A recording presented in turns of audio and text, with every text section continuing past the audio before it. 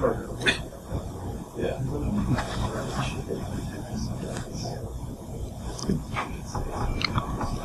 All right, good morning. My name is Jason Morrow. I work in incident management at Walmart. And in Walmart, our incident management practices really has 5 disciplines. It includes our cyber intelligence practice, our data assurance or data protection, data loss prevention practice, as well as our traditional incident response practice and our assume breach or hunt practice. I have responsibility for that 5th discipline, which is the Security Operations Center. So we do 24/7 real-time threat monitoring, and includes our intrusion analyst group, our event collection engineers, our SEAM engineers, as well as our data analytics and reporting group. We have a quality assurance group that work to ensure that we're working on the right things and doing things correctly. And then we have another group that's called active defense, or internally we refer to them as dynamic defense engineers. And they are responsible for our RE and our automation capability, as well as creating custom security controls to deploy throughout the Walmart global networks. You may notice that the word on the slide is a little bit different than what's in the brochure or on the website. At Walmart, we have a culture where we tend to focus on more positive terms outside of the negative. And so, opportunity just means, hey, if there's something that we can improve upon, we're going to focus that as an opportunity to get better. Additionally, my legal team strongly suggested I take the other word out. So, they also encouraged me to read the following disclaimer. The views, opinions, and statements are my own and may or may not be in line with my employer. So let's kind of get to the meat of it. This is really a story more than it is a technical presentation. The story about 2 teams that are very passionate about InfoSec and about driving the security posture forward of their company. And with every great story, there's always some problems and some bumps in the road you run into, maybe a little bit of drama, then a good solution at the end. Excuse me. So, kind of setting the table for how we got into the situation we were in. Walmart had a great presence with a very mature penetration testing practice, and we're still growing that capability out today. What we really lacked or wanted more of was a simulated adversary presence. And we had done some great contracting work, but with our size and scale and with the mergers and acquisitions that we were running through, we knew that we wanted more of simulation. So we wanted to bring on a full-time red presence within the Walmart network.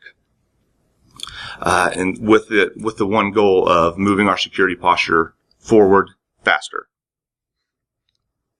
So in the beginning, we had great communication with the red team leader that we brought on board. Right before he even started, he started communicating with us via LinkedIn saying, hey, I believe in a purple mantra. Let's get this thing going. We're going to do great things. And we were all very, very excited. We were super happy and excited cats. Blue team leaders were communicating back. We couldn't wait to get started. We were ready to kick the doors open.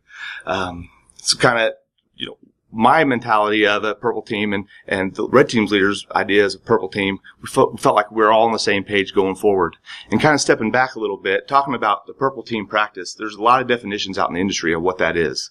And we didn't really want to do a focus group where we take members of the blue team, members of our engineering group, and members of, a red team or our penetration testing team and put them into a focus room to where, we give them a common goal and then that's it. And we all move back to our day jobs.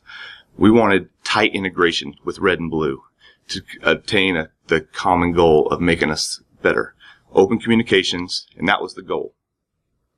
So to get started, the red team leader started putting this team together, and he did this with seasoned InfoSec professionals from internal to our company, as well as looking for talent outside the company that had, offensive experience in, adversary simulation.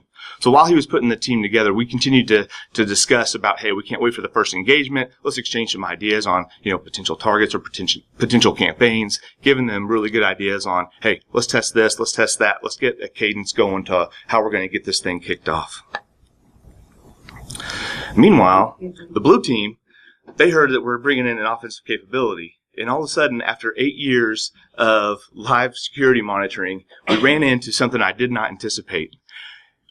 Instead of worrying about containment and eradication in any escalation that we had, all of a sudden we jumped straight to attribution on the majority of our escalations. And people were raising their hands up on my team, on incident response, in every discipline saying, hey, wait, is this red team? Do I need to work on this? Do I need to worry about this? Because this could just be red team. And, we really had to focus back and say, look, I don't care who it is. I don't care where it came from. We're going to go ahead and do the traditional incident response practices, and I don't want to hear any other noise about who it is. Let's just worry about containment. All right, let's start there. So here we go. We got the teams ready. We're all ready to kick off our first engagement, and how do y'all think it went? Well, I'll tell you. It escalated quickly. We ran into some opportunities, so to speak, where there might have been some production impact caused, not to the business, but internally to some InfoSec teams. And because we were so adamant about, hey, don't worry about who it is, you go through the correct containment and you do your jobs, maybe our responders also caused some impact practicing containment. So we furthered the blow now to this point, to where now we've got systems down, we've got more systems down, and we've basically got all hands on deck trying to secure this potential threat. Well, the impact, of course, made it up to our leadership chain, and now they're not happy. So what we did was that word trickled back down, and it actually got back down into our operational groups within technology. And then we had a whole bunch of me too's. Like, hey, yeah, we got problems. This is probably the red team too. Yeah. Come fix me. And so that kind of got out of hand. And needless to say, our blue team responders kind of got a little bit excited about that. So again, we had some rage ensued, but we regrouped, recovered the production systems, did the right thing, leaned in with the other operational groups, ensured that production systems were back online, and began to move forward. Now, Red Team were preparing their debrief document. A couple of weeks went by, so the seas have calmed, so to speak. Pardon me. And we understood that there was a debrief to the leadership that was really colorful. So I didn't worry much about that. Kind of focus on our day job. Then it came time for the red team leader to debrief the blue teams. And the blue team was going into the room for the debrief, and they're like, hey, we really want to see the slides. Like, show us the slides, show us the narrative. We want to see what happened. Show us everything. And the red team leader was a little resistant. We're like, oh, let's just talk about some of the things that, we were successful with and how we can get better moving forward. And like, no, show it to me. He's like, okay, well, let's go through it.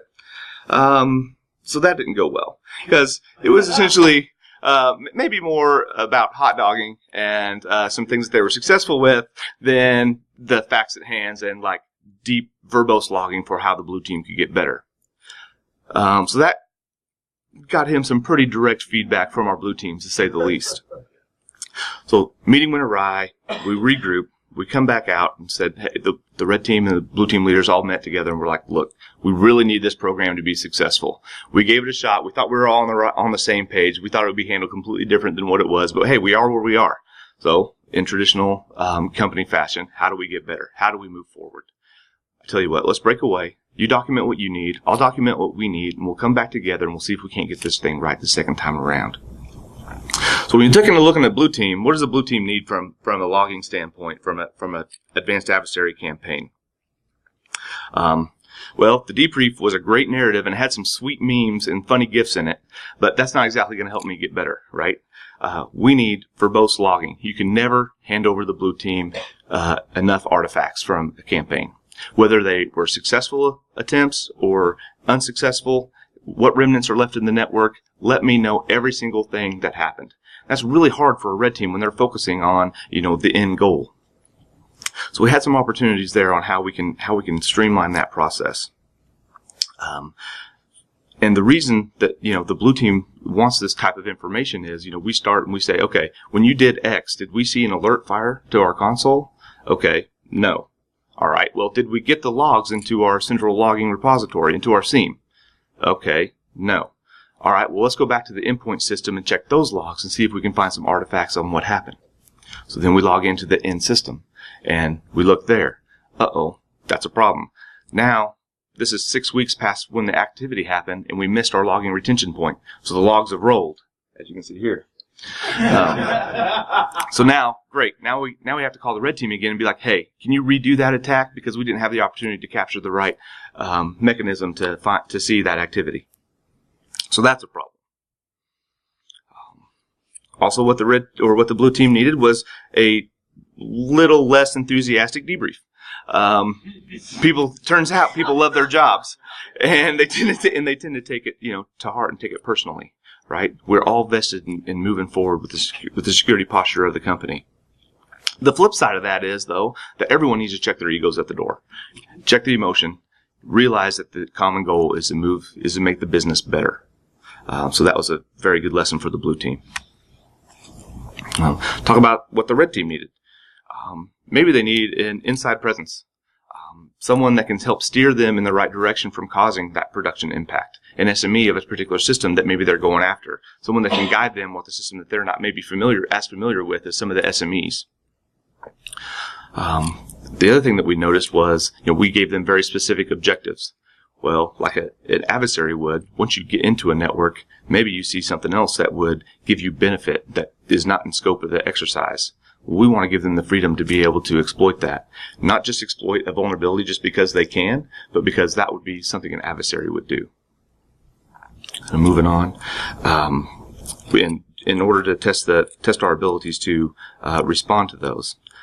Something else we struggled with was once we got finished with the first exercise, we did have a lot of findings that come from that, but we really had no central repository to track those and post them in a secure manner that we felt comfortable with. So that was something that needed to happen. Basically, the findings went to the blue team. The blue team had to try to organize with all the application owners, hey, patch your stuff, do this, X, Y, and Z, and that didn't work very well because we still had day jobs to do. Then, what else they asked for was the ability to anchor and restart. So once they get a particular foot placed inside the network, there's lots of opportunities where they can go from there. So let's say on exercise 1, they get to point A, and they can go traverse and try to get to Z, X or Y. Well, that could be new exercises going forward where they can pick up from that point and then test different functionality within our network. So how we reset. I give the red team leader a tremendous amount of credit here. He took a very proactive and collaborative approach to drafting a new rules of engagement document, formalizing that, working with the blue team leaders in a spirit of partnership, getting their requirements, documenting, redrafting, and then presenting to the entire InfoSec group on, what this is going to look like going forward. And what that did was it gave all the blue teams buy-in, right? They felt like they were a part of the new process. So that really helped clear a giant hurdle in working together as a purple team. So what are some of the key changes that came out of that? A real-time communication platform. It seems like simple idea. So one of the challenges that we had for the red team was, hey, we need more verbose logging. We need to see exactly what you did. The challenge for the blue team was also, by the time we get the debrief, everything's so old that, sometimes the logs have already rolled off the system. So if we get into a real-time communication platform, the red team just documents exactly what they do as they do it, and then it's all archived for us. So now we can see exactly what they did that was successful and what wasn't. The type of attack they launched on the systems they launched with the IPs they launched it. Makes sense. Afterwards, they have very little to document because it's all captured in real time. Then we had a new role. We mentioned that they needed like an SME to help guide them and keep them between the guardrails. Well, additionally, and to the last point of seeing things happen in real time, they came up with the idea of a trusted agent. So we're going to take a couple of leaders from the blue team and designate them as trusted agents, so where if we have a red team engagement going on, they will not participate in the threat hunting or incident response process. They'll get visibility to this real-time communications channel. They will be plugged right into that, and they'll be able to see exactly what's happening in real time. So that way, they can get onto the remote system that we may not be getting logs for and say, yep, this was an alert we missed, or, hey, this is a new log that we need to collect going forward and get into our SIEM. We never have to go back and retest. Everything happens in real time. Also, as far as the better defined communication objective, that objective for each exercise is also uploaded into that real-time communication platform. So we can go back and, fact check and say, hey, is this a part of the exercise? Yes, it is, because that document is right there in the real-time, in that real-time communication platform that we're all a part of. So now the blue team knows that, hey, if the rails start coming off, the blue team trusted agent has visibility to exactly what the red team is doing, and we can raise a red flag and say, hey, we need to pause this campaign.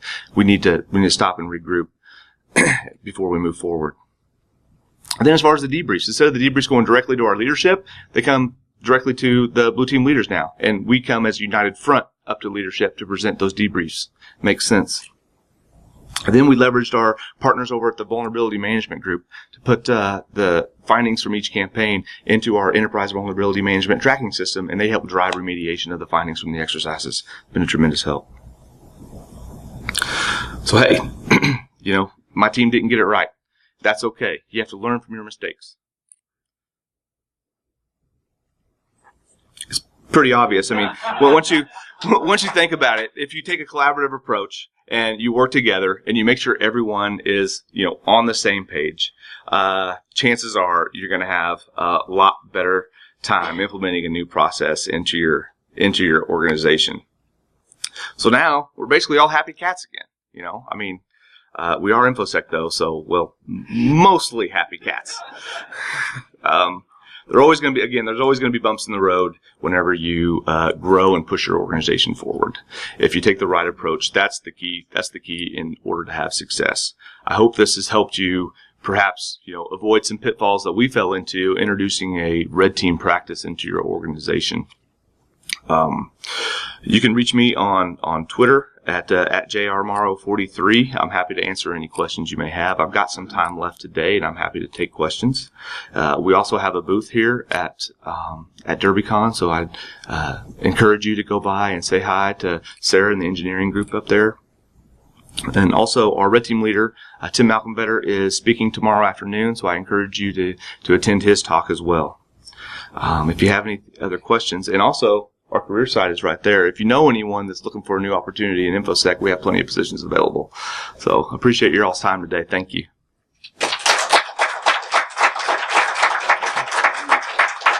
Yes, sir. So that trusted advisor position that you mentioned, sir. Is that rotating through the different teams and the different subject matter experts, or is that a specialized designation? Does it take a lot of extra training, I guess, as well? Yeah, no, not really. We had a campaign where there was a particular SME that was outside of InfoSec that was brought in order to just help familiarize everyone involved with that particular solution. So it can change. And since they're the SME, it takes they just have to answer questions about their product. So it doesn't really take a lot of training. They just have to know that, hey, this is a non-disclosure type of situation. For the blue teams, though, we do rotate trusted agents. We have different trusted agents depending on campaign coming through. Cool. Yes, sir. Well, what do you use to track the testing deeds in place of artifacts, right? So your details that you pass over to the blue team about who did what, when, and where. Real-time communication. Yeah. So we've got that real-time communication platform, but then also there's different logging that the red team still performs, and it gives us certain screenshots or something from their campaign. They've got some bots enabled to help output some more verbose details that will automatically trigger and archive stuff whenever they launch particular attacks. Yes, sir. What did you use for your real-time communication platform? I'm happy to speak to you offline about that. Would you consider using something like HipChat, or would you not consider that secure? I'd love to talk to you offline about it. Probably wouldn't talk about that right now. Yes, sir. So sorry. Okay. Yes, sir. Are people co-located, or are you all geographically dispersed? Oh, great question. And I didn't really explain that very much at all. Our blue team is primarily located in Bentonville, Arkansas. That's where our 24/7 SOC practice is. However, our red team is vast majority remote. I think they've got one person on site. But as InfoSec as a whole in Walmart, they have different locations throughout the country. Sunnyvale, California, which is some of my group actually work out of that office. San Bruno, Reston, Virginia, and Hoboken, New Jersey. All right. Any other questions? All right. Thank you all. Appreciate it.